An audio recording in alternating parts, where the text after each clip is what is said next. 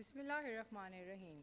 I am Dr. Komal Arooj Malik, resident Arooj Foundation Hospital, and today the topic of my presentation is saving eyes to suprachoroidal space. Now, as we see, there is so much hype going around about the newly coined term, the suprachoroidal injections. But do we really know what the suprachoroidal space is? I'm sure my fellow colleagues are still struggling with that. So today, let's explore this.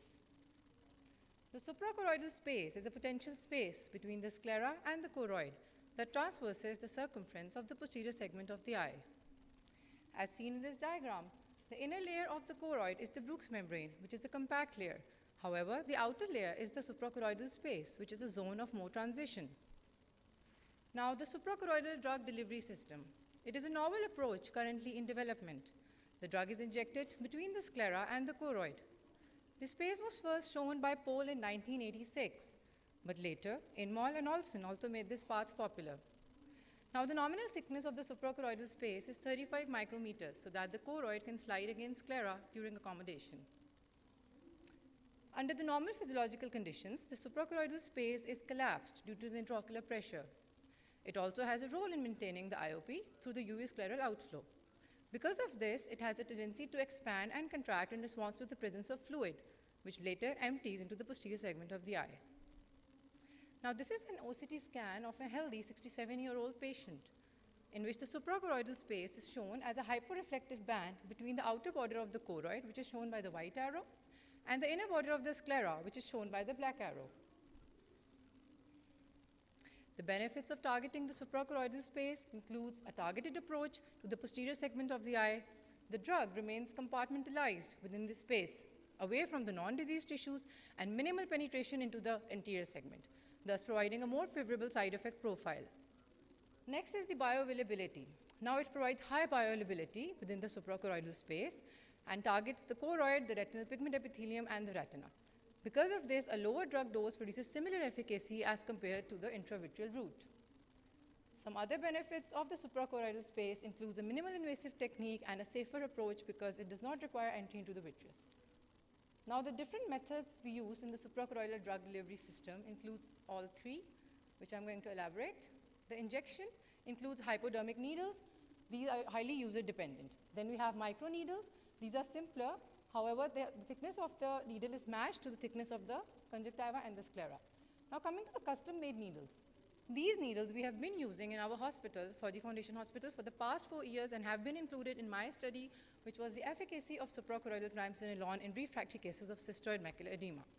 Now, I'll show you a brief video how we used to make these. So, can you please play the video?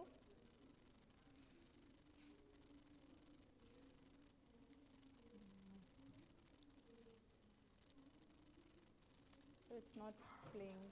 वहाँ से play कर दें, please.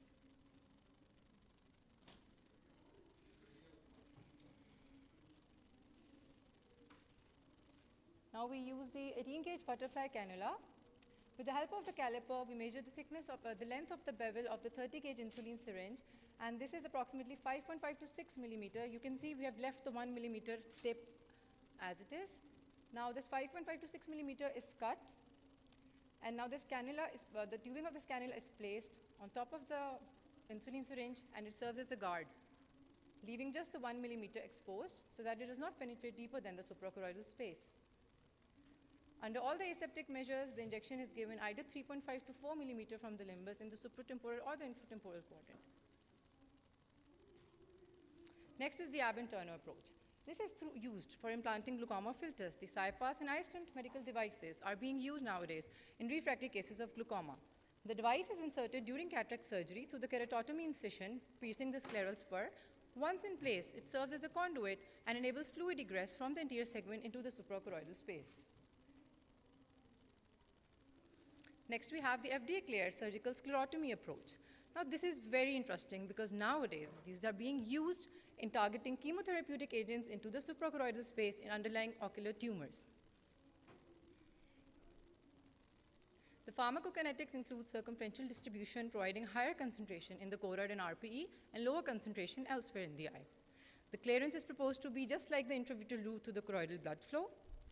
It targets various tissues. However, it is a novel avenue for retinal gene therapy.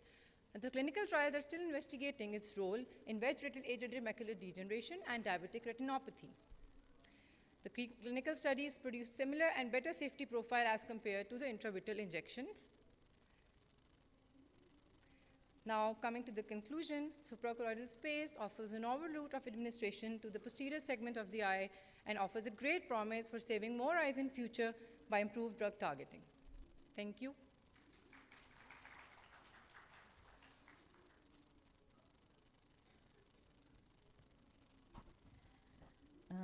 Dr. Komal? Yes, ma'am. So you told us about 3 methods of giving. So which method are you using in your setup? Ma'am, we are using the custom-made needles, which the video I demonstrated, because with the help of those needles, we are giving suprachoroidal triamcinolone injections in patients who are refractory to intravitreals for the cystoid macular edema. And you mentioned a specific guard on the needle to, Yes, to protect over penetration. Yes, ma'am. So despite using all these guards and protection, do you think what complications you experienced in your setup? Not many, but a few patients had subconjunctival hemorrhages with they had chemosis. However, the IOP raise was not documented. And according to different studies that have been carried out in other setups as well, there are no documented complications with this. Thank you. Thank you, ma'am. Doctor, I have a question. This triamcinolone, can you use it through this fine needle which you were using, or you have to dilute it? Sir, we were using it as it is. We were given 4 milligram in 0.1 ml. We were using just 0.1 ml of the prepared dose that is already available. So was it easy enough to pass through this? It was easy, sir. I think it was better because only 1 millimeter was injected, and the patients didn't say, oh my God, I'm hurting, like they used to when we gave intravitreals. So for personally, it was very satisfying while injecting. Thank you. Thank you, sir.